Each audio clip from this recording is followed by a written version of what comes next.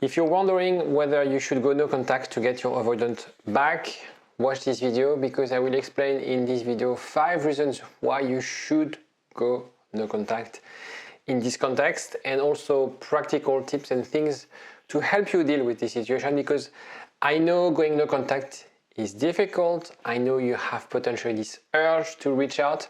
I will explain how to cope with this situation, and again, explaining very precisely why it matters and why it's the right move if you want to get back with someone avoidant. Jingle. IGetMyExBack.com. Everyone deserves a second chance. So the first reason you should go no contact is because of emotional healing. When you go no contact, you break once for all the cycle of dependency and attachment. And the impact will also be on your ex's side, this idea of freedom, independence. Also, when you go no contact, that will help you with the emotional recovery. The thing is, when you're constantly in touch with your ex, with someone, you have these ups and downs. You create emotional roller coasters that some people enjoy. We love the thrill of those shots of dopamine whenever we get a message. But the problem is that you always have lows after those things. Waiting next to your phone, wondering what your ex is doing, wondering the next time he or she'll reach out. And that will have a huge impact on your emotional recovery. Also, and potentially the most important aspect of it, is when you go no contact, you have no other option or no other things to do than to focus on yourself. And I will explain this on the next slide, and the last slide is very important. But it's also the opportunity to heal, right? And to address your attachment-related issues or insecurities. If you have an anxious attachment style, this is the opportunity, and I guess watching my videos, this is your opportunity to learn about yourself. To list the things that, in a way, you've decided to not to look at, not to address for many years. Okay, now it's your time. It's your time to focus on those things. So that's the first thing, is really emotional healing, because I know a breakup can be really sort of tough. Emotionally, we are depressed, we have sleeping problems, we have eating disorders when we break up with our partner, when we have something special. The first thing you need to do is, okay, how can I feel better? How can I manage my emotions better? No contact is one of the best way to do it. It's, in a way, you have to go no contact, then there's other range of things you could do, other interventions. Second thing is self-reflection and growth. As I mentioned before, no contact is your me time. The thing is, when you're in touch with your ex, and you see I'm going to do this sort of comparison of no contact versus if you stay in touch. If you were in touch with your ex, you would be, in a way, using emotional bandwidth, right? Thinking about what they're doing, thinking about how you can make them happy, how can you make them react. The problem when you do that is this time, this emotional bandwidth, this mental bandwidth is not allocated in assessing what you want. It's not assessing about what you can learn from this, right? And if you do this work of self-reflection, trust me, you will sort of understand what should be your next relationship, what you need, what you want. That will also help you to strengthen your identity, because very often, especially if you have an anxious attachment style, we kind of lose ourselves in the relationship. This element of codependency, and the relationship is our identity, and now perhaps it's because perhaps you're having a hard time dealing with this breakup because of this specific thing. Is like you have a hard time sort of understanding what you want, your identity, who you are in the context without this person. Your life is obviously, after a breakup, when you have had a significant and important relationship, when this is over, it's very hard to readjust. It's a new life, and it's in a way an opportunity for you to understand who you are really. It's a big question, but use that time to, reflect on this, understanding who you are at this point in time, because the person you are right now is different than the person you were when you met your ex, for example, and understand exactly where you want to go. And don't tell me, I want to get my ex back. That's not the point. We'll explain again at the end what I mean by that. The third reason you should go into contact is because it will reduce your stress and anxiety. Again, if you're in touch with your ex, as I discussed before, you will increase your stress level. Could be good stress, you get a message from your ex, you get something, you get a response, you get something positive, but it could be also negative stress. And trust me, having helped hundreds of people going no contact or managing no contact, you will be disappointed more than, you will get more sort of frustration than happy moments when you're in that phase after a breakup, trying to get something, especially from an avoidant.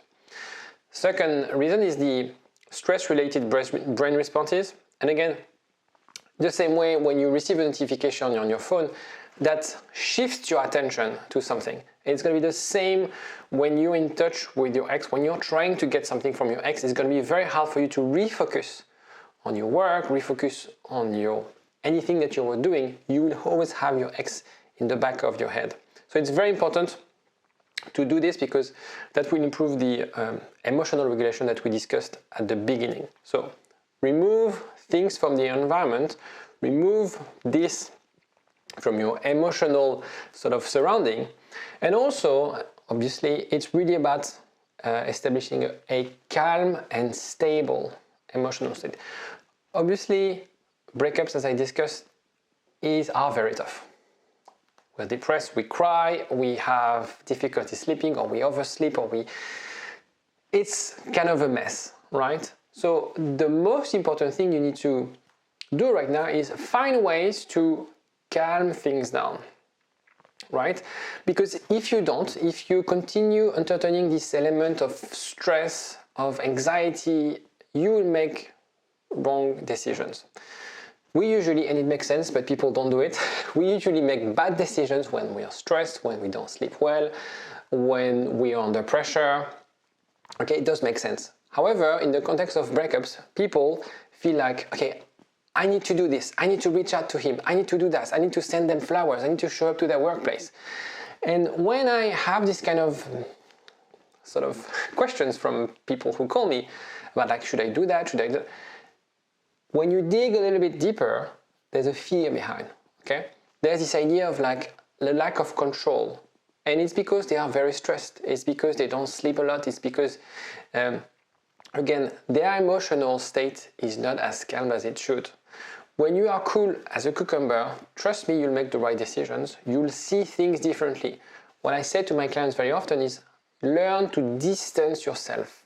Okay, the bird's eye view is a very recognized technique in therapy, whether it's about mindfulness or cognitive therapy. It's really about, okay, this is the situation, rather than living in the situation, feeling the situation a little bit more than I should, zoom out, look at things from a bird's eye view, and that will help you to feel better, trust me.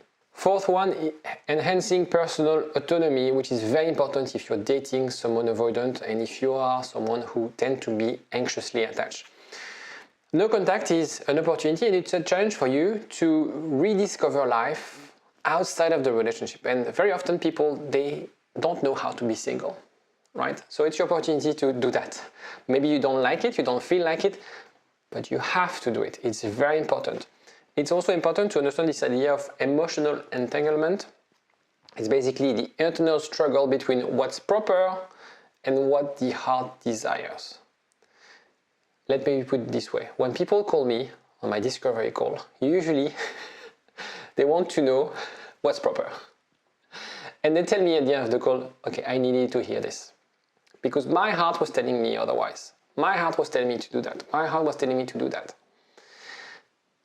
In reality, when you have a discussion with someone who's outside of the situation, who doesn't have any bias towards your ex, who's independent, and who has a bit of experience like me, they will tell you what's proper. And by the way, if you want to have a call with me, There should be a link in the description somewhere. So personal autonomy, that will also improve your sense of self-worth. Again, as I discussed before, sometimes in the context of a relationship, we lose our identity and we value ourselves based on the responses from people. Okay, I feel that I'm worthy because people telling me they love me, right? And sometimes we are so much addicted to that we will prompt the person that you love me, are you happy with me? Okay, because we're not sure about our self-worth. So it's the ability, going no contact, to rediscover and build up this sense of self-worth and independence. And by doing that, trust me, again, everything that I discuss is something that is things that I do with my clients. You will feel better about yourself, and you will, in a way, look at this breakup from in a different way, in a different angle. Okay. Also, the importance of self-concept. Again, we lose ourselves in the concept of the relationship. It's about how you can reclaim yourself. You were someone before you met your ex, right? You didn't lose yourself, or maybe you lost yourself in this relationship. So it's time to rediscover yourself. You are worthy. You have talents. You have skills. Maybe it's hard for you to accept those things, but you have those things. It's about, okay, how can I rediscover those things? Because in a way, your ex fell in love with you for those reasons, right? So don't, it's very easy to feel like they rejected me, they broke up with me, therefore I'm not good enough. Rejection means that the person feels that they are better than me. In the context of avoidant anxious, it's usually slightly different than that. Fifth one, setting clear boundaries, and that's something perhaps foreign to you, something new and something you have to learn to do. First of all, you need to accept their need for space. Your need for space. You need space. 1, 2, 3, 4. It's all about creating that environment for you to fulfill, for you to nurture that sense of independence, of security, of emotional stability. Okay, so the same way your ex might need that space, you need that space too. If you're not convinced about this, watch the video again. You need that space after this breakup. And so what it means is direct contact with your ex, but also social media. The thing is, I don't want you to block your ex necessarily, but it's also good to unfollow your ex so you don't have this sort of reminder, because that will create a lot of cognitive dissonance of you wanting to do your own thing, working on yourself and seeing your ex. So there will be a clash between the here and now, which is where you have to be right now, and the before, right? When we were together, nostalgic of what we had, and so on. And that's very important because that will establish a clear emotional boundary. Okay, we talked a lot about emotions here because I know breakups are highly emotional, obviously. These are the 5 things I believe are essential, or the 5 things that really make a difference in terms of how you deal with the breakup. And no contact will help you to sort of implement those things. So what about your ex? Because this video is about, will going no contact affect my avoidant partner? So no contact is an amazing tool to deal with this breakup, as I discussed. And it is why every single of my clients, I ask them if they were no contact or if they should, if they haven't, I really recommend them to go no contact. And a lot of the clients are on board are actually in the no contact phase, and we are doing those 4 things, that 5 things that we discussed before, really every single day, helping them on that journey of reflecting on building resilience and sense of self, where basically I bring them from a place of, they reach the bottom. They don't see any clarity, they don't see any sort of progress, and I bring them to a place where they are more confident. And then when you are here, that's where the magic happens. Obviously, when you go into contact with an avoidant, that will provide that environment that they love in a way. Distance. I'm free now, they are not bothering me anymore, they're not pressuring me anymore, I don't feel they depend on me, I don't depend on them. I love this. Now, can I guarantee that if you go no contact, and I've seen that online recently, that if you're going to contact for 87 days, for example, your ex will get back. No. What I can guarantee is that if you don't go no contact, you will never get back together. Because if you don't go no contact, you won't be able to work on your insecurities, to create the space that your avoidant ex might need. You will put pressure on your partner. You will always be very stressed about the relationship. You will be very demanding. You will be very insecure. And you will create basically the condition for a relationship that will fail. Let's put it this way. So, no contact is not a magic solution that will bring your ex back. And sorry to tell you this. And if you see things otherwise online, challenge this. However, it's the right environment for you to do the right things. The outcome, I can't control the outcome. You can't control the outcome. And what I would recommend you to do is to get inspiration from the Stoicism philosophy.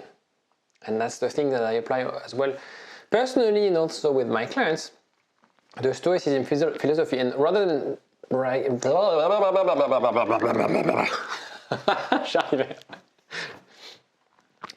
and what I would recommend you to do is to get inspiration from the Stoicism philosophy.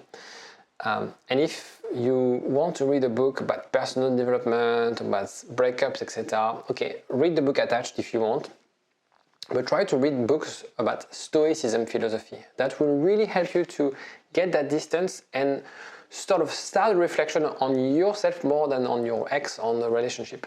And that will have a massive impact on your life, trust me.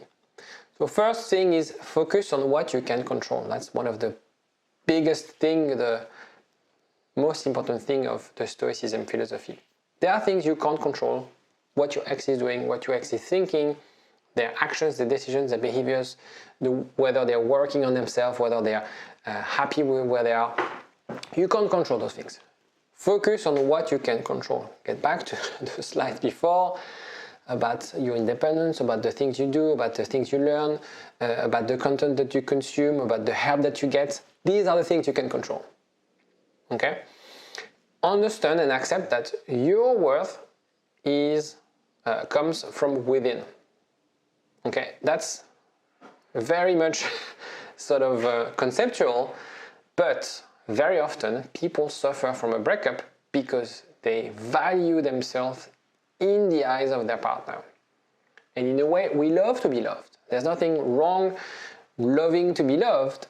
The problem is it becomes that person rejected me, and perhaps there's some sort of links to potential trauma in childhood, or we can replay the scenarios, etc. But that person rejected me, therefore I'm not good enough. I'm not good enough for a relationship. I never find anyone. I'm too old to meet someone, and so on and so forth. Back, no contact, yourself. Okay, let's clear things. Who am I? What are my talents? And work from that. You hold the key to your happiness. It's not your ex, it's not me, it's not your mom, it's not your bestie.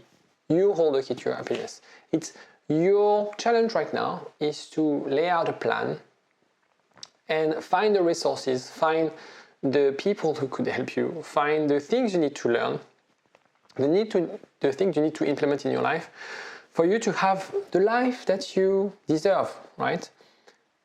Right now, the only thing that matters is you do the work, you focus on you, and when you do this, if your relationship mattered, maybe your ex will join. Maybe. But the thing is, he or she will join, and you will be in a position to decide whether they deserve to be part of your life.